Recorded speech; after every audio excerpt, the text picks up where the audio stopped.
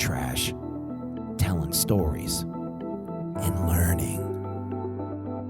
Those are the only damn things I've ever been any good at. Luckily, we're in a golden age for all three.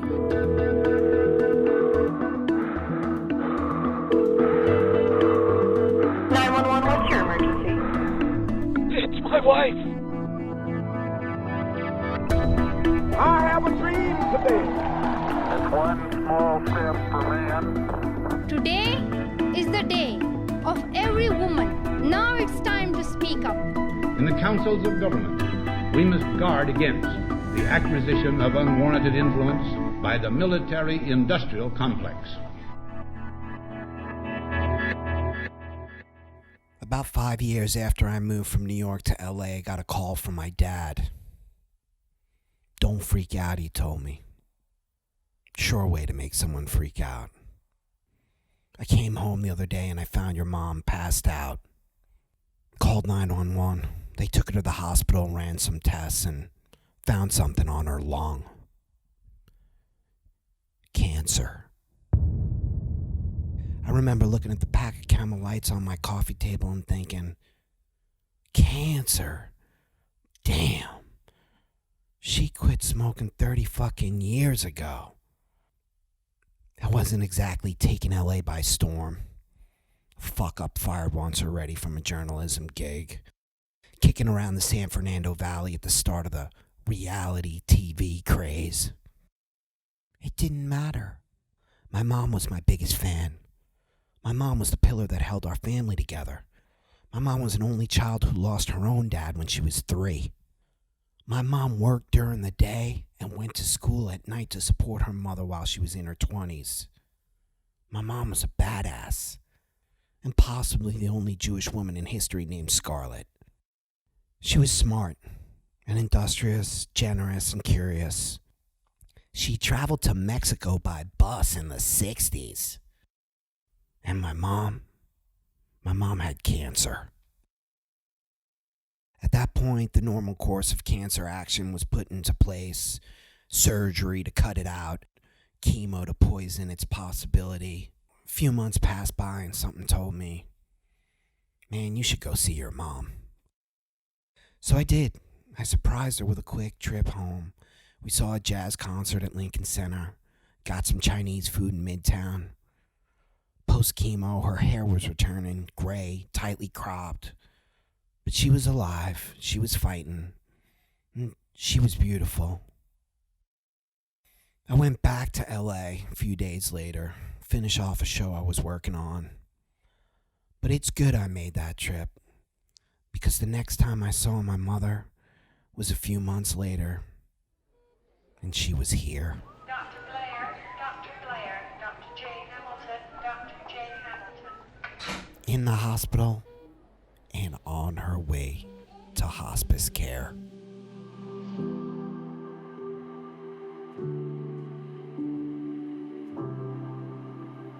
How does cancer spread from the lungs to the brain? Pleading with my mother's oncologist. You know what he said? We just don't know. My mother's cancer was, as they say, aggressive. For the first few weeks I was back this time, she'd slip in and out of consciousness. I wanted to comfort her. It's all right. We're here. But something in my mother's eyes said, it's not okay. And so I couldn't help but ask her, are you scared? And you know what she said? She said yes. She was afraid. And quite frankly, she had every right to be. Because those words, that acknowledgement of her fear, the terror I saw, those were some of the last words I ever had with my mom. Hospices are interesting places. Places that people should probably spend a little more time in. Not because it's pleasant or fun, but because you'll figure out real quick what matters in life when you're in a hospice. And the selfless work that nurses and orderlies do for end-of-life care is straight up remarkable. Now, at this point of the story, it's all but over. Your mother, father, daughter, son, aunt, uncle, cousin, best friend, whatever, they're alive in name only.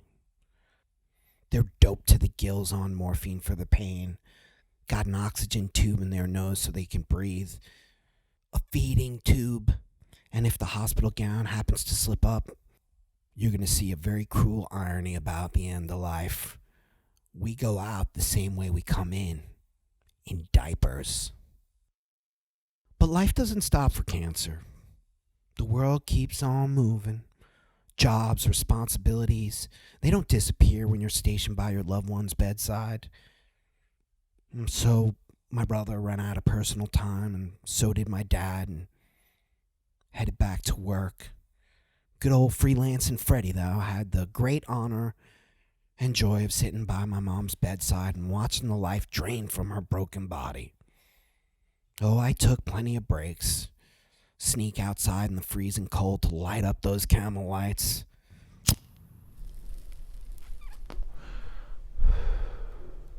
For most cancer patients, palliative care and life is just about making them comfortable. But watching your mother slip away, and the story I'm about to tell you, may have been the most uncomfortable moment of my life. You'll have a realization at some point. They're not getting any better. And a tremendous guilt kicked in because at some point I just wanted it to be over. And this is where the story takes a really dark turn.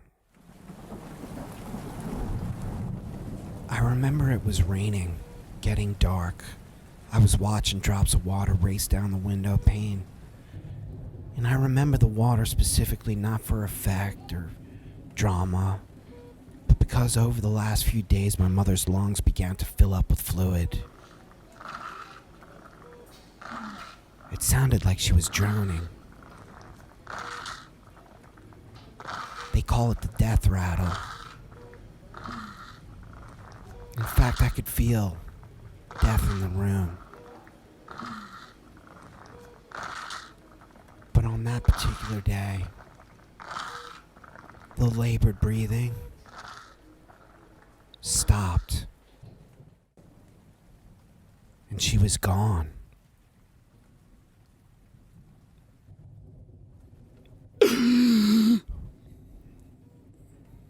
And then she was back. Some lizard-like reflex pulled my mom out of the depths and back to this world. But on that night, my mom died in front of me 100 times. And about an hour and a half into it, I was like, fuck it. I knew there was a pillow in the wardrobe on the other side of her bed. And I knew she was more dead than alive. And I knew if I took that pillow and put it over her head for a minute or so, it would all be over.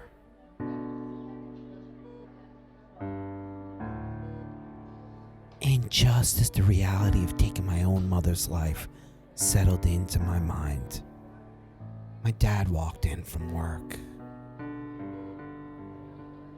And the same horrible noises and frightening gasps kept coming out of my mother's mouth. But instead of looking for a way to end it, my father took my mother's hand,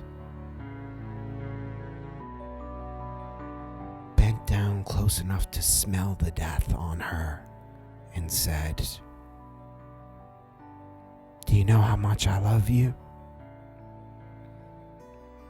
Do you know that you're the best thing that ever happened to me?"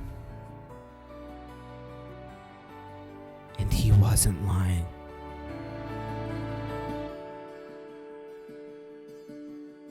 My mom died a few days later No euthanasia. No murder. I still think of her every day.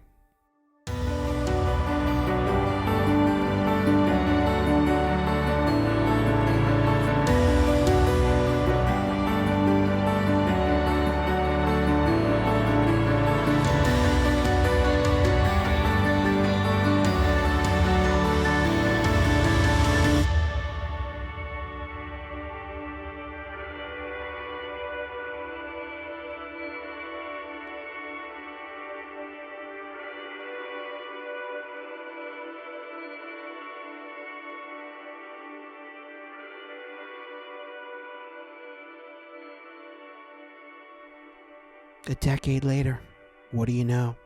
Fired from a journalism gig again. I'm floating around the freelance world again. This time I've got some experience, a producer, writer, a video editor. I'm married, about to become a dad, excited, doing some work for the UFC. The ace man, Adam Carolla, has been chased out of terrestrial radio with a pitchfork and started up one of the very first podcasts. Defying all odds, he's building an audience in a little something called his pirate ship. Hell, nobody knew what a podcast was, but I did. In part because a former colleague and friend of mine, Bryan Bishop, played a fairly big part of Adam's new operation. It was funny, real, all the good bits of radio without the Z Morning Zoo shtick. It's a spring day in May, and I'm listening to the show when I hear this. Yeah, get it on. Got to get it on. A very special podcast for you today. Teresa Strasser, very pregnant, is back. Bald Bryan is back. Bald Bryan has some very sobering news. We're going to discuss it. Teresa and I are aware of it, but I will let Bald Bryan put it into his own words. What's going on with you, Bryan? Nothing, man. So about 2.5 weeks ago, I was diagnosed with a brain tumor. Did Bryan just say nothing when Adam asked him what was going on? He just announced he had an inoperable brain tumor, cancer. I mean, they sound like they're talking about a parking ticket. Bryan seemed genuinely unfazed, optimistic even. A few months later, though, things were not so rosy. On air, Bryan was missing most shows, slurring his speech when he was in, limping from the chemo. I remember Teresa Strasser breaking down and crying at one point on one show. And all I can think about is my mom. How quickly it all spiraled. How ugly it was. Doctors don't know shit. That there's no cure for cancer. The chemo, the pharmaceutical companies. It's all bullshit. Now, I don't want to give you guys the wrong idea. Bryan and I were casual friends at best. For the love of God, the guy wasn't even 30 years old. But then, something amazing happened. Adam and the gang rallied around Bryan, personally, professionally, and financially. A random scientific breakthrough. The force to fight and human will. And spoiler alert, a decade later, Bryan is alive. And as far as cancer is concerned, I could not have been more wrong. And thank heavens. He is a podcasting pioneer, a best-selling author, and the second guest on Live, Learn, Repeat. Please give it up for Bryan Bishop.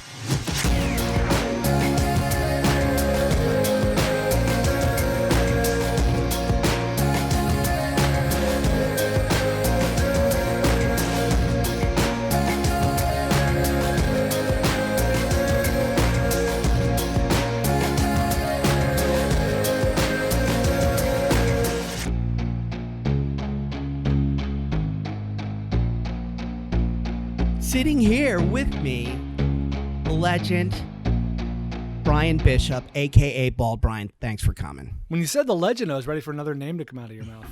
But here I am. All right, well, let's jump right in. How do you wind up in LA? Let's start there. It's a very easy answer.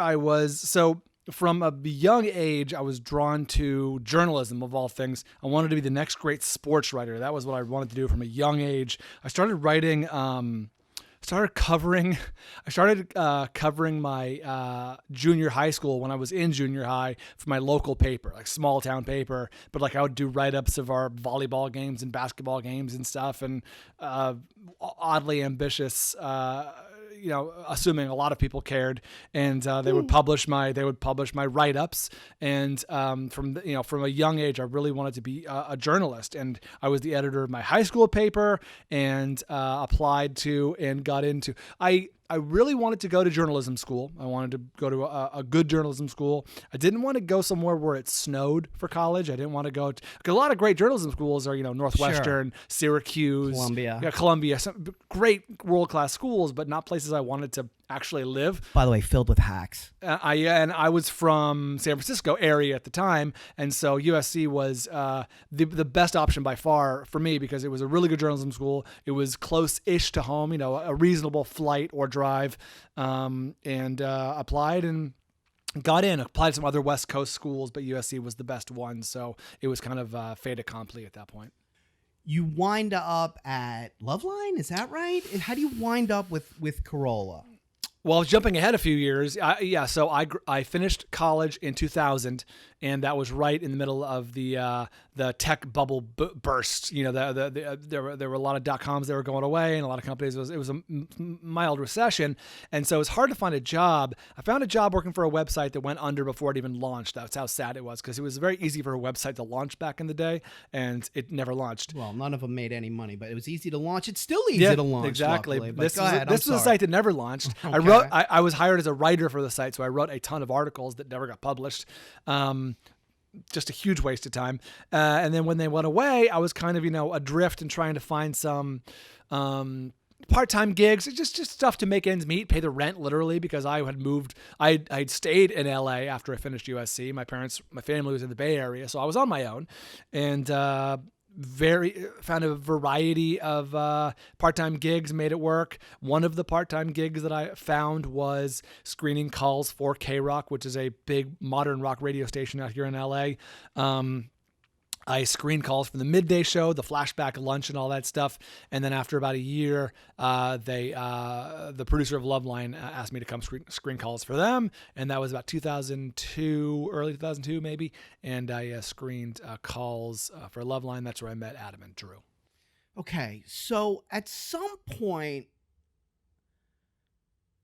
Adam has like a little love affair with Howard Stern. Was he sitting in the Artie chair? What years were those? Because I'm trying to remember how I discovered you guys before Channel 1. Was Adam doing some time for? Yeah, I do remember concurrently. I'm almost positive when I was there let's say from 2002 to 2004. I think that was when Jackie left. Howard. Jackie had left. So Artie was not part of the show at this point. Right. Because they had like a rotating, semi-regular. All kinds of people sat in. And Adam would do it remotely. I don't know if you knew. That's right. Obviously, he was in doing it LA. from the studio in LA. Yeah, and he would be there at like 3 a.m. or something doing a sort of ISDN remote thing. And he made it work. He's a funny guy. No, but you understand that being there in the room with someone is just so much better. Absolutely. So I think they wanted someone who could be there. Yeah, even in my limited experience with this, the Skype and ISDN, it's just not as good. Yeah, I think Carolla probably. I don't know for a fact. I'll bet they would have offered him the gig. Maybe they did, and he probably would have taken it had it not required him moving to New York. Yeah, I mean, he had his family in his world here. Okay, so at what point do you wind up? So the radio business goes crazy, and Adam, the whole crew kind of gets fired. I remember from K-Rock. Right. And Adam immediately goes over. Are you at the station at that point? Have you been to Channel 1? I got the timing all off. Okay, so here's the basics. So the Channel 1 you're alluding to, I don't know if people know or not, is this sort of a CNN for teens. It's a teen news network. It was piped into schools on sort of subscription base. I mean, they didn't pay for it, but like they had the TVs installed, and it was sort of an in-school news network that ran for 10, 12 minutes a day. Oh, yeah. And that's where you and I met. Yeah. I was screening calls at Loveline concurrently. This was 2004, 2005. Okay. And then I left, fortuitously, complete coincidence, I left Channel 1 in late 2005, late August-ish, when Carolla had his TV show on Comedy Central, his late night talk show that didn't last very long, but they needed a segment producer for the phone call segment, and he referred the executive producer to me. They called me out of the blue. I was at my desk at Channel 1. They got my work number. Maybe it was my cell phone. I don't remember what it was. But I was sitting there at my desk and I got the call, and it was Mike Maddox, who I had never heard of. And he's like, I'm a producer at, Too Late with Adam Carolla, and we need someone to do this. And he recommended you. And are you interested? And I said, sure. And I said, maybe. And he told me how much it paid. And I said, sure. And then he explained that this was a Thursday afternoon. He explained they needed me to start on Monday. And, I was not familiar with how things worked in the entertainment world. Like, people can kind of pull that off to a certain degree, depending on what you do. Channel 1's pretty corporate, at least on my end. So I was like, well, look, man, I got to give a 2 weeks notice. I can't just leave one day, and just say, sorry, I'm out of here. That's just a shitty thing to do. And we kind of worked it out to where he's like, well, we have a dark week coming up the week after, so maybe you can do a little half time, back and forth. And I was like, okay, let me throw that to my boss, Beth Mayall, Sure. who was one of the best bosses I ever had. And I remember the next day, Friday, just being so nervous, I had to tell Beth, like, sorry, I'm not going to be here on Monday. Completely blindsiding her, but Beth, to her immense credit, number one, understood. Number two, said, one of the nicest things anyone's ever said to me, which is like, listen, you're destined for bigger and better things. This place is not for you. You can't grow much more here. Because I was a writer for the website. I couldn't do much more. Yes, I was producing on the TV side at that point. And it's interesting that we're here at Channel 1, because at this sort of fork in your road, there are a lot of pretty heavy hitters that have come out of Channel 1, including Lisa Ling and Anderson Cooper. We got Seth Doan over at CBS News. Maria Menounos. Some big names, yeah. Seth Doan was there at the time. Governor Errol Barnett is Errol over Barnett at was there CNN as well. International, I believe. But there's an interesting thing happening, and sort of Adam keys into this when radio goes kaplooey, in the sense that he sort of sees the podscape landscape lay out. And so you sort of roll the dice. You talk about you give up healthcare and all this stuff, but like, take me through that a little, because did you realize it at all at the time? Was there a bigger risk factor? I remember. So I did a lot of thinking in those 6 hours between when I got the phone call and when I decided to take the job on Thursday. And my number one, and this was something this is sort of a recurring theme in my life, which is my number one thing was, this is a rare opportunity. I'm probably not going to get an opportunity like this again, like this.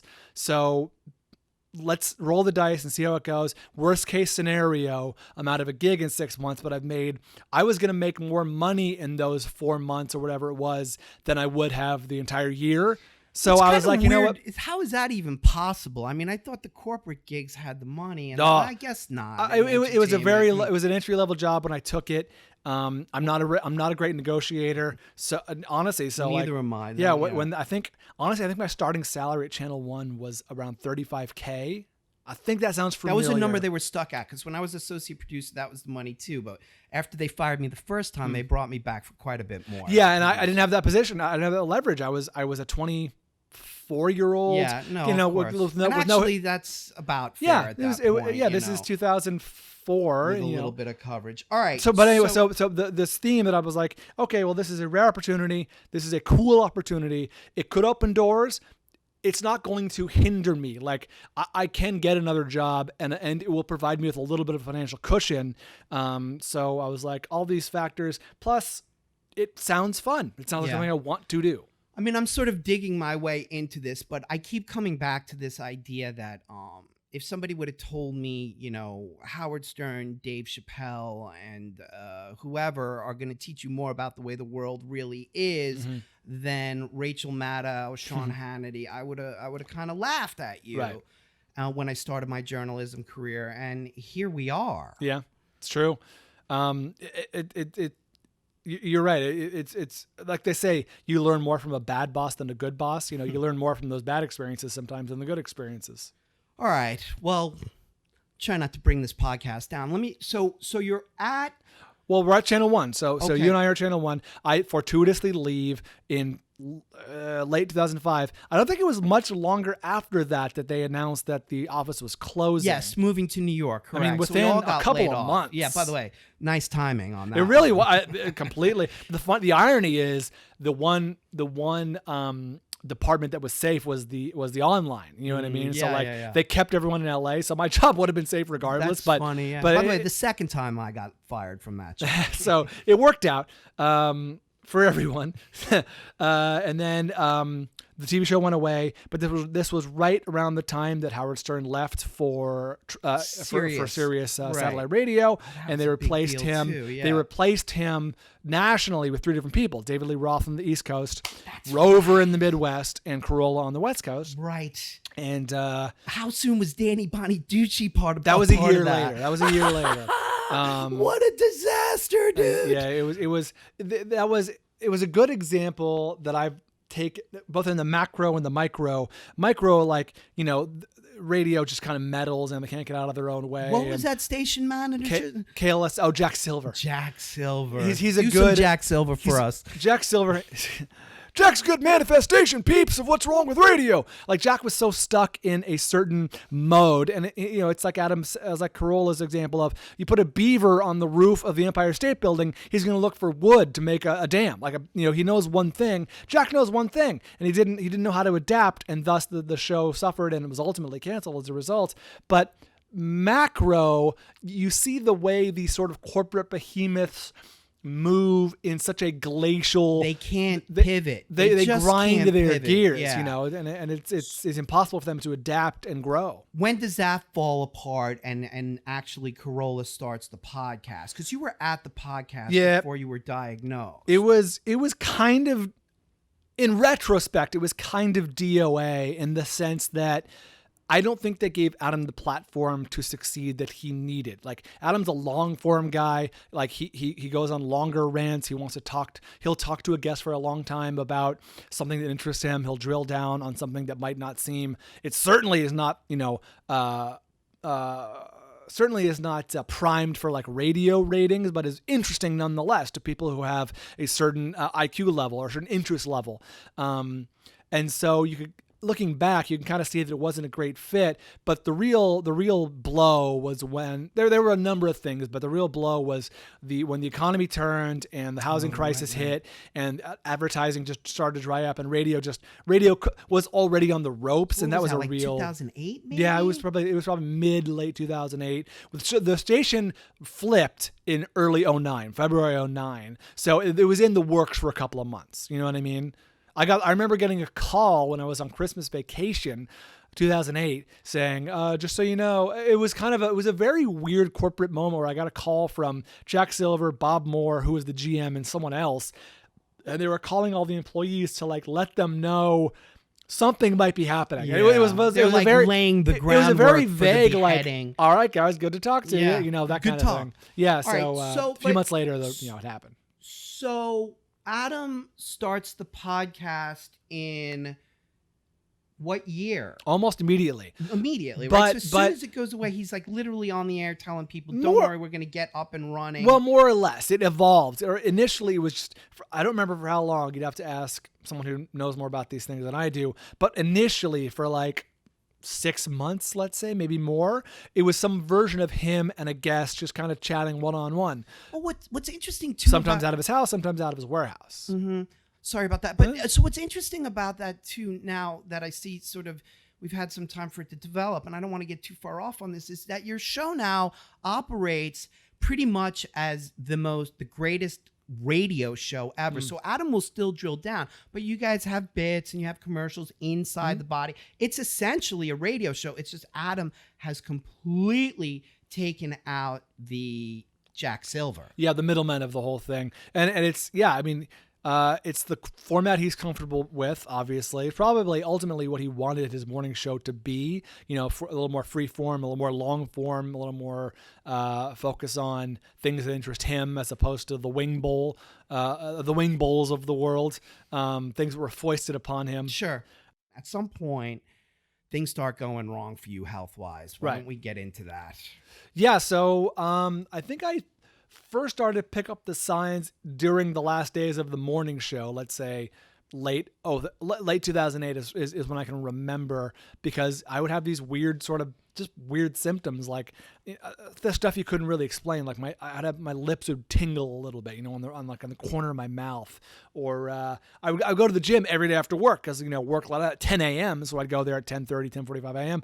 and work out, and I would have a little trouble like jumping rope. You know what I mean? Like the weird, like it was part of my routine, but it was getting more difficult. And I was like, man, I'm gonna have to schedule an appointment and see what's going on, and scheduled with a neurologist an appointment.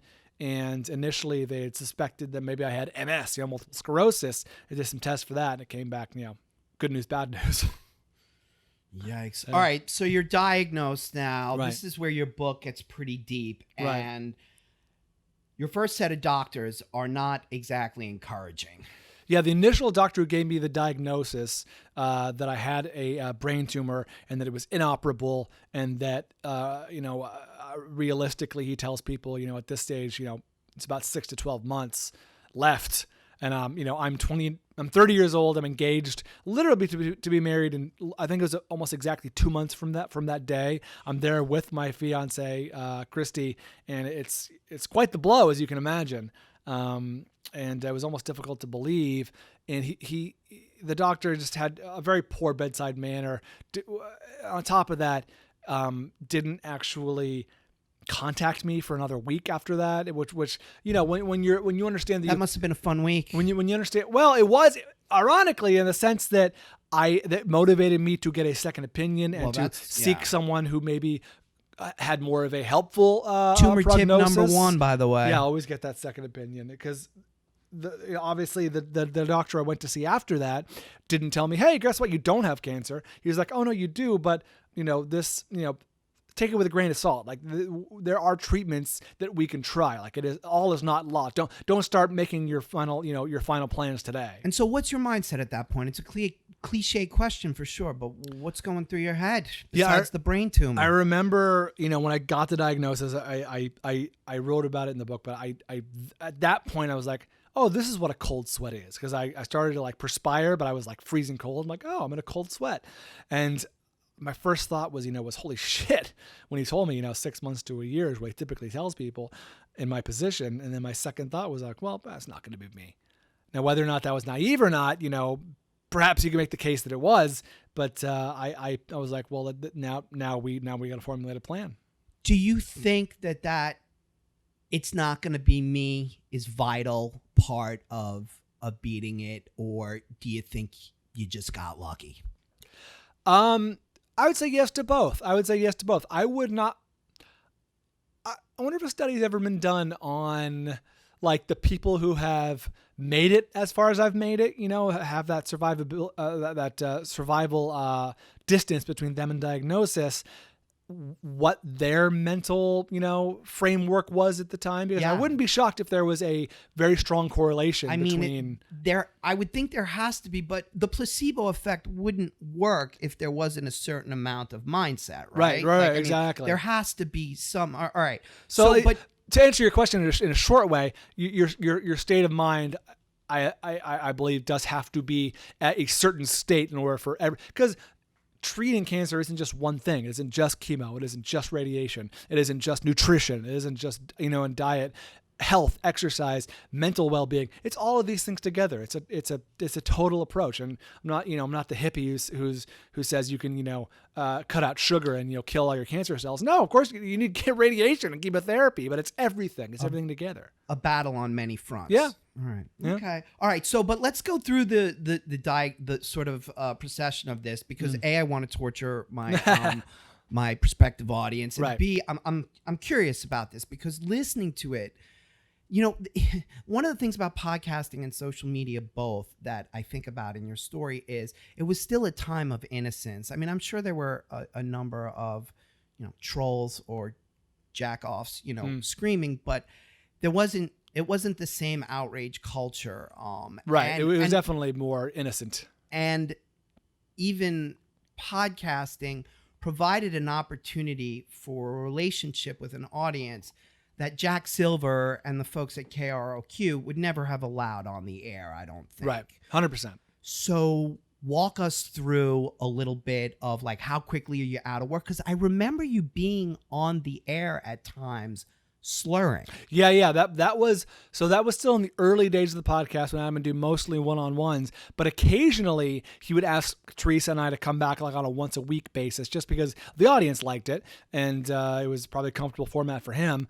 And this was concurrent with my treatment, radiation, chemotherapy, and my also deteriorating physical state. So yes, my voice did get quite slurry as my brainstem got radiated, and it exacerbated all of the symptoms, which was the numbness of the mouth and the tongue and the weakness on my left side. I was using a walker for several months because I couldn't be trusted to walk on my own. I was in a wheelchair for a short period of time. Wow.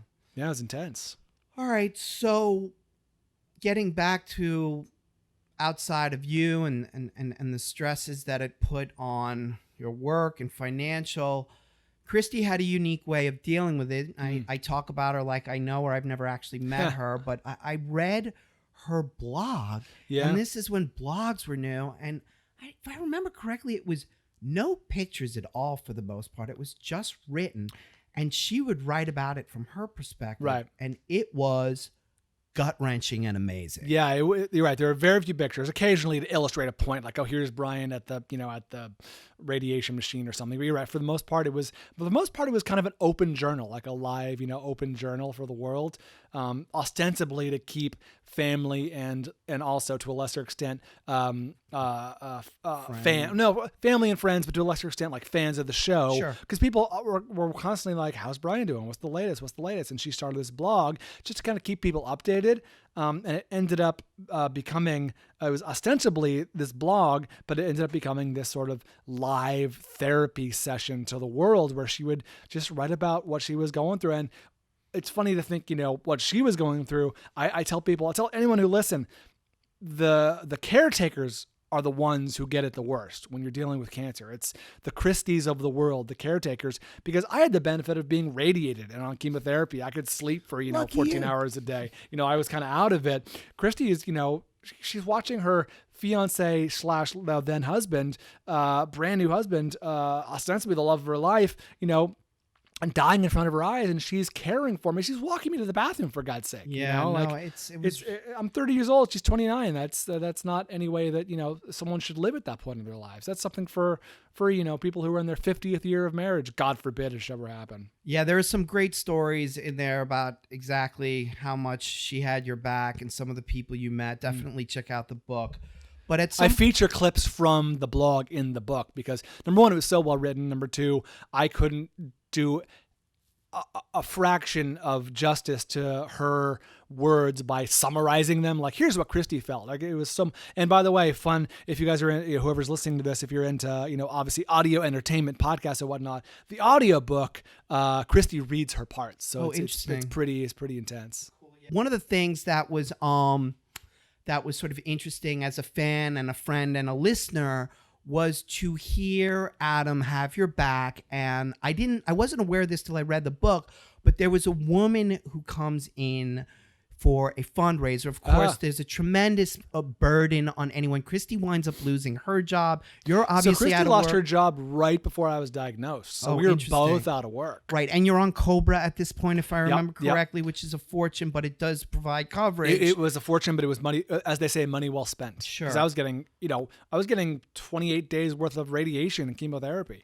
Adam starts talking about, we're going to have a fundraiser. Right. This was a great idea. Right. It really was kind of interesting, again, to sort of be in this new format of podcasting. Right. It was even, and I unfortunately was unable to attend, but this was before sort of crowdfunding and crowdsourcing. You? Well, I did contribute though, because she put the audio up on the thing. It was some hacky, like real basic site, but it was an on your honor download, and you could either PayPal. I don't remember if it was PayPal at the time, but you could give it your will, and that I remember earned quite a bit of money as well. So why don't you take us through Laughs for Bald Bryan and ultimately having them put that up as a Sure. way to support. Yeah, it was a night that changed our lives. So I would say I got diagnosed in April and we did it in November. So however many months that is later, 6-8 months later, we had this benefit. And like you said, Adam, initially was like, we're going to raise money because we're both out of work. Chrissy and I were both out of work. By the way, height of the recession. Height of the right? recession. Yeah. It's hard to find work. So it's not as though Christy could leave me for 8 hours a day and go to some office. You know what I mean? Like she was my full-time caretaker. So it's a real catch-22. And so Adam at one point says, he's like, we're going to have a fundraiser. We're going to raise a bunch of money and it's going to be blah, blah, it's going to be this, it's going to be that. And a fundraiser of that magnitude is difficult. And luckily, this amazing woman you alluded to, her name is Deb Barge. She is a professional fundraiser. She puts she's an event planner on a very large scale. She does these large, fundraising events, concerts and whatnot. And she's a listener of the podcast. And she reaches out and she's like, please, I would love to help. I do this professionally. I know we can do really, really, really incredible things here. Just, let me do this for you. And we got in touch with her a couple months later and she took the horse by the reins and steered us in the right direction. She turns it into, it could have been just like, a phone-a-thon or something, and it ended up being this incredible comedy music concert at the awesome. Wilshire Ebell Theater. We sold it out in the height of the recession in late 2009. And tickets were expensive. And I remember the initial pushback was... not compared to your medical bills. Indeed. And we raised over 6 figures. And it was, keep in mind, Christy and I had not worked for 6 or 8 months at this point, and things were, at that point we could see the light at the end of the tunnel, in terms of, money and savings. We're like, this is not going to go much longer. And it allowed us to do so many things to recover on our own time, her not to have to abandon me and go back to work. It allowed us to go to San Diego for a week of physical therapy, like literally to travel to this guy's physical therapy. Oh, you wrote about him as well. He had a Middle Eastern Waleed. name. He's a guru, no pun intended, but he's a guru. He's a physical therapy guru. I heard about him from so many people, so many of my therapists like, you got to see this guy in San Diego named Waleed. He's incredible. So we went there for a week, lived in San Diego for a week, and took physical therapy. And all these little things helped to turn the corner. But it was the benefit the benefit concert that really kicked it off. To that point, the 10-year anniversary is coming up next year, and we want to do a 10-year anniversary show. I love it. Of course, fundraiser. Not of course for me, but for charity. Absolutely. The way I look at it is and you're right. This is the days before GoFundMe and Kickstarter. It was so new, I don't think man. those even existed. I don't back think then. they did. I remember how hacky the site was to download the audio. It was a real forerunner to those. So you're on your way. You're not responding well. Your first set of therapies, you're not responding well. And this is something that is so important for me personally to remember, because I watch those goddamn drug commercials with people running in fields and freaking hear about rectal bleeding and erections that may maintain. And I just don't like the way big pharma markets. Right. However, you were not responding to your first sets of treatments. Right. And there is a little experimental drug on the horizon, or not so little as the case may be, called Avastin. Yeah, it had just been approved, I think, right around the time I was diagnosed, coincidentally, for, I think it was for metastatic breast cancer or one of those other cancers, and it had proven to be effective on some brain tumor patients. So when I wasn't responding to the treatments and I was in fact getting worse, and this is the point at which I'm in a wheelchair and I'm actually in the hospital. I was admitted for inpatient therapy. I lived in the hospital for a week and did therapy. I was in a ward where people were recovering from brain surgery. Like there are stroke victims, you know what I mean, who are learning how to walk again. And I'm going the other way. I'm going into the hospital as a brain tumor patient and getting all this therapy. And it was right around that time they decided to give it a shot, see what Avastin could do, and that really turned the corner physically for me. That I responded, fortunately so, because in the years since, I've learned that Avastin is not this miracle drug that works for everyone. No, it's sort of individual based. Huh? It's like some people respond and some people don't. But for you, it was. I was, as they call, a super responder, and then very, very, very fortunately, I responded well to the. I mean, it's not exactly a chemotherapy. It's actually more of a super steroid, and to that effect when I first. So I alluded to. At a certain point, I was sleeping 18 hours a day. I was just wiped out. The cancer was taking over, my entire being. And from the moment I got my first Avastin infusion, I just noticed an uptick in my energy. Like it was like, oh my God, I'm awake. Like it feels like I was still physically pretty messed up. I was still in a walker and everything, but like, oh, geez, I'm alert. I'm awake. This is great. And I got infusions every 2 weeks at that point. And started to slowly turn the corner. And it was slowly, it was incremental. I mean, I could not tell you a difference from day to day or even week to week. But after about a month or two, I was like, I'm not as dependent. I think I can go to the bathroom on my own, like those types of things. And that was September, and it was February because Christy and I spent Valentine's Day at a Rock Bottom Brewery in San Diego because it was the night before we started the week of therapy. Sure. So it was those September, 6-7 months, whatever it was, between September and February that I was really slowly on the uptick. Slowly. Wow, it's unbelievable. But even the miracle drug isn't a miracle. You were a super responder, did you say? Yeah. And so about a third of the people who are on the drug really respond to it. Thankfully, I'm in that group. About a third of the people respond to some degree, and a third of people has very little effect. And so I very fortunately fell into the right group. there comes a point after Laughs for Bald Bryan, after you start responding to the Avastin so well, where you're really turning a corner and you're on your way back, and you decide to go to Italy with Christy. Why don't you talk a little bit about that? Yeah, I'm. So it's funny. What you mentioned, I think, is what the perception everyone has, because right around the time we went to this this week-long intensive physical therapy thing in San Diego, it was like February, Valentine's Day. I'm starting to do a little better. I don't need the walker. I have a brace on my leg now. Like, I can get around to some degree. And Christy and I were like the world's opening up. The clouds are parting. I don't know how long this is going to last. This could be a very small window. This could be the rest of our lives. But you know what? Like, we were cheated out of a honeymoon. We were cheated out of our lives together as a married couple to this point. Fuck it. We're taking a trip. We're going to Italy. We've always wanted to go. Let's go. And I think the perception is, because of the timing, and I knew this at the time, I'm like, people are going to be pissed because we just had this fundraiser. I hope I didn't imply that. No, because I'm glad you brought it up, because that's the natural, assumption. The thing is, we didn't actually. It's kind of neither here. It's kind of neither here nor there, and it's parsing words. We didn't actually take the money and go to Italy. Like, the money allowed us to live our lives without having to work, and Christy could stay home and take care of me for several months.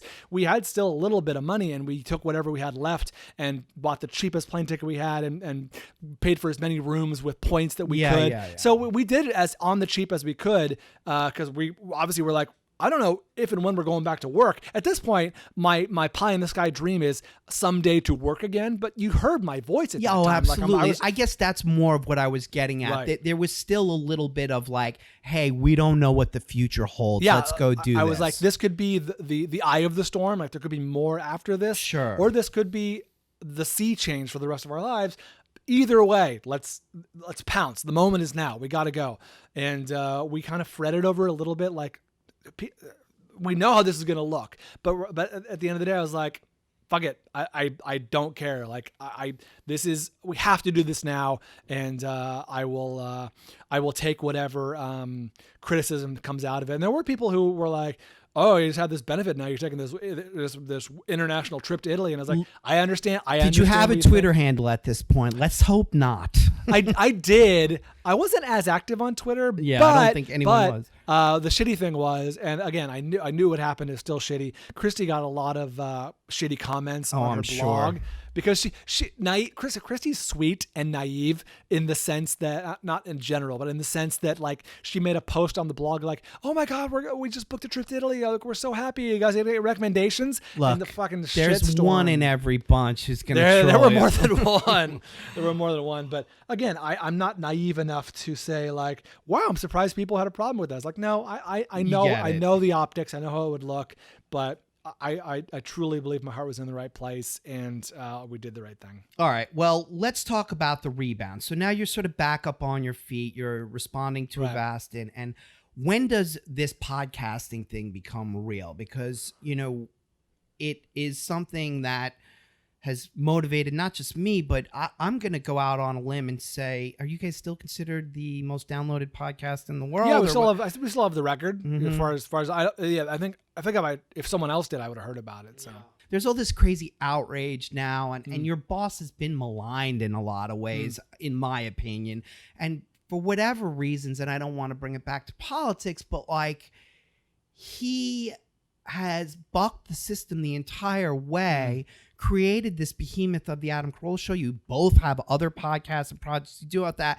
And there have been no, knock wood, Me Too moments for him, or people coming out of the woodwork and saying he's a horrible person. Right.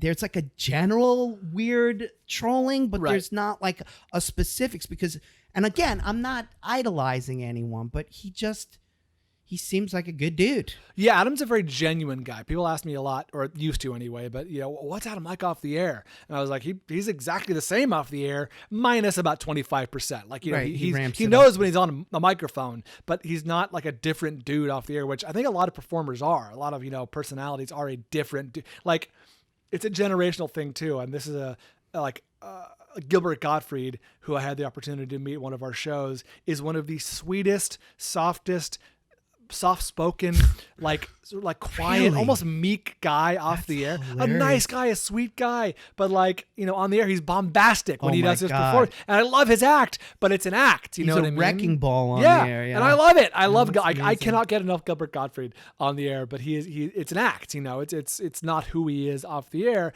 And with Adam, it's quite the opposite. It's more or less exactly who he is.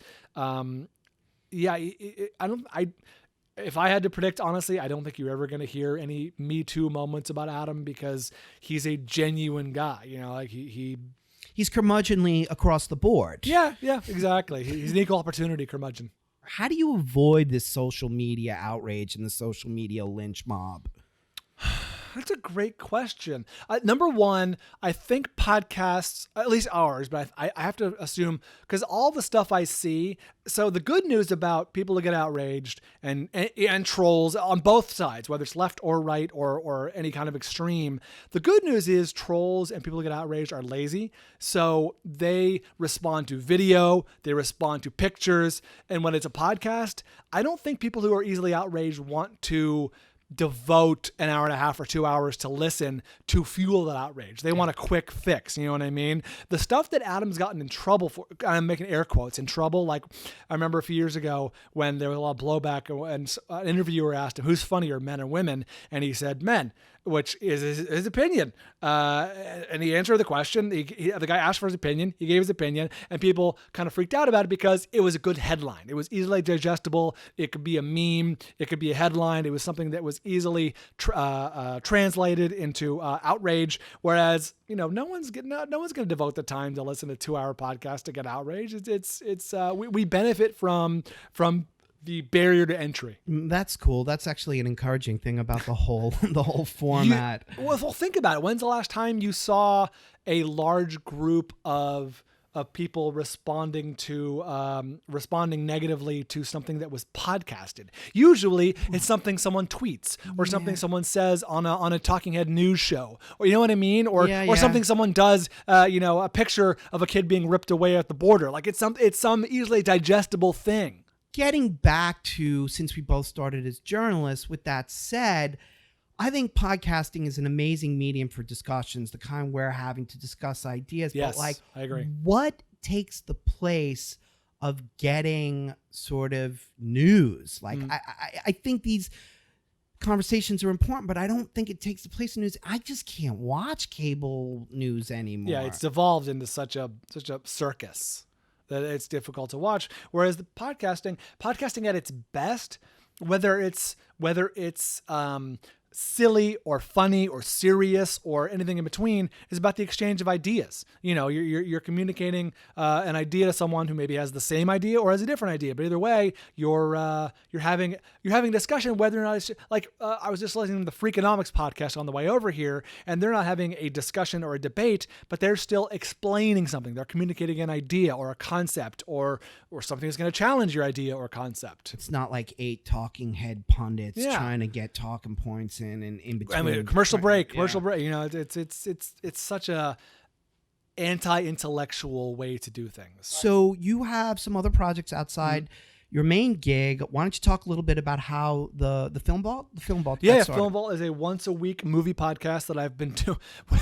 So we started tinkering with it back, rewind to the beginning of this podcast, when I started screening calls for Loveline. The engineer for Loveline, we got the board up, the guy who works all the sound effects and everything, Anderson, was a big movie fan. I'm a big movie fan, but we had very opposite opinions on a lot of movies, and we would talk about movies, you know, during the breaks and during the show. And I was like, this is a show, man. We got to do a show about movies. And of course, he was resistant, but I convinced him it was a good idea. And this is 2002. This is well before podcasting. And it took many forms over the ensuing years. But by the time podcasting became a thing, it was like, this is our moment. Kind of like the Italy thing. It's like, dude, this is what time is now. We got to do this now. And so it became a podcast. It's got a pretty solid following. It's not a huge podcast, but it's one of many podcasts about movies. And as such, we do well. We have a good following. People support us, which is awesome. It's fun. It's once a week. And it's 2 guys who I would say know a lot about movies, but also it's funny how 2 people who know a lot about something can bring very different points of view about something. Absolutely. I'm both with passion. It's a great show. Check it out, guys. Man. Yeah, thanks. All right. So let me ask you this. What do you want for the future of what you're doing with both the Film Vault and the Carolla Show? Like, what are you hoping happens in the coming decade? I guess it's been about a decade. Sure. Well, as it pertains to those 2 projects, I hope nothing happens. I hope they keep going for many years uninterrupted. They're good gigs. They're fun gigs. I'm shocked that I get to do this for a living. I'm even more shocked that people are semi-interested in what I have to say or what I have to contribute, as it were, on some of these shows. How dare you? But it's amazing. I love that it opens up other doors and opportunities. A great example, well, the book that you mentioned, I had the opportunity to write a book. I'm sure there are many, many, many, many people who have gone through what I've gone through to some degree, variation, and probably have more compelling stories than I do. But because I have this platform, I'm allowed to write a book. And by the luck and grace of the Lord above, it became a New York Times bestseller. So I knocked out this incredible life goal that I didn't even know I had by virtue of the things that I do. You know, by the fact that I am on this very popular podcast and I have this following of people who are interested in my story, I was able to turn it into a successful book, which was not a goal I knew I had, but once it became a thing, I was like, wow, I'm really proud of having done that. And so when these opportunities pop up, like this 10-year anniversary show of the fundraiser, which I want to be a big that's a big in terms of financial, raise a lot of money for charity, do some great things, but also I wanted to bring awareness to this thing and get out there and become a thing that people can watch and consume. So when opportunities like this present themselves, it's kind of like I'm going to make a comparison to something I've never done. It's kind of like one of those restaurants where you get the sushi on the conveyor belt. You know, every once in a while you're like, ooh, I love scallop, I'll take that. You know, just things just pass you by and you're like, not too interested in that. I'm not a real big uni fan, but I love salmon. I'm going to take advantage of that. So as these opportunities come by on the conveyor belt of life, I'll go ahead and sample. Cool. I sense a bit of gratitude there. Oh, for sure. I am. We're big fans. No one's more aware of the gifts that I've been handed, you know, over the years than me. All right, I've been ending every show with this question, so Here we go. The idea of this show is sort of based around the idea that the definition of insanity is doing the same thing over and over again and expecting different results. But the way I'm seeing the world, especially as a middle-aged white guy, is that mistakes or admitting that you've had something all wrong can be big learning moments for you. What one mistake have you made, or what one thing did you have all wrong that you took the most from? I don't think I've ever made a mistake. I'm trying to think. Nice. I know, so humble. Oh man. I mean, my life is defined by a series of small mistakes, but oh man.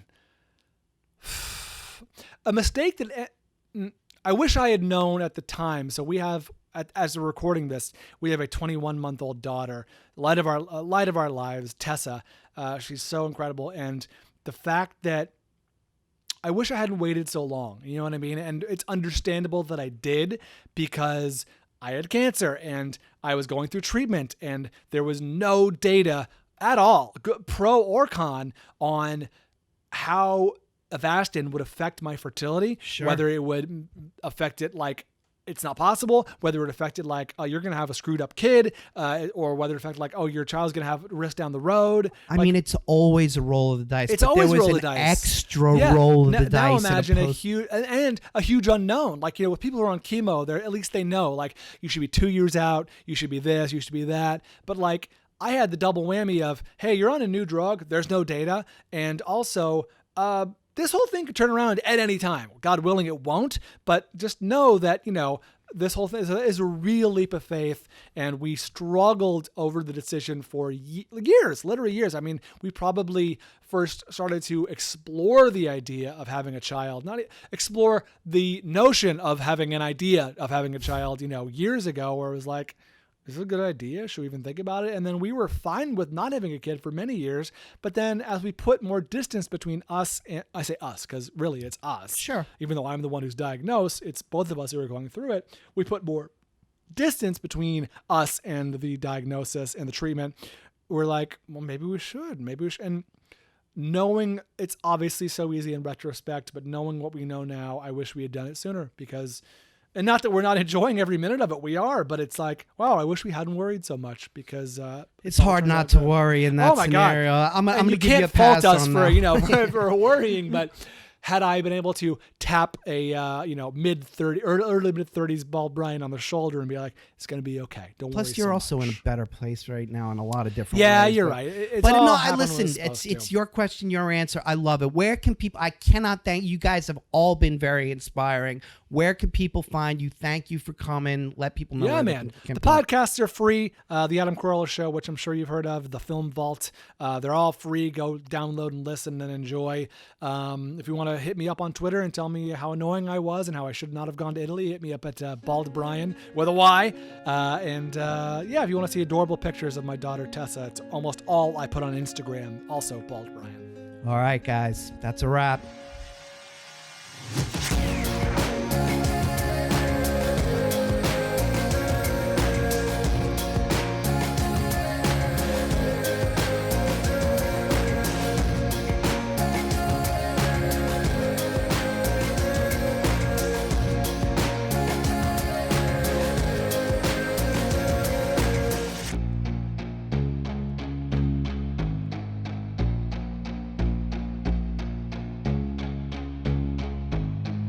All right, that's the episode, guys, huh? Unbelievable.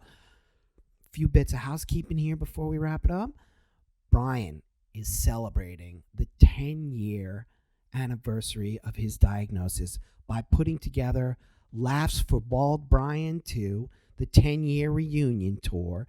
It's a fundraiser and a concert. Check it out online. There will be a documentary going on. I helped put a little promo video together to get that started, get that ball started rolling.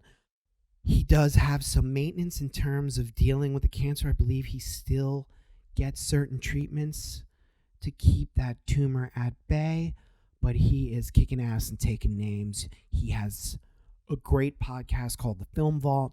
You can check out, of course, the Adam Carolla Show. A lot of exciting stuff. Okay, number 2. I recorded this episode on Mother's Day, and I have everything in the world you could possibly want right now, except for my mom. If you're lucky enough to have yours, go out there and give her a call. Send her flowers, a card, give her a hug, whatever, dude. Just go out there and show them some love. And to my dad, man, I have not been the best to you. And I owe you some apologies. But I want you to know how much I love you, how much I respect you, and how lucky I feel to have had both of you. All right, that's it. I don't want to get all fucking teary-eyed again. All right, I'm at Live Learn Freddy, Instagram, Twitter, tell a friend, rate, review. You know the drill.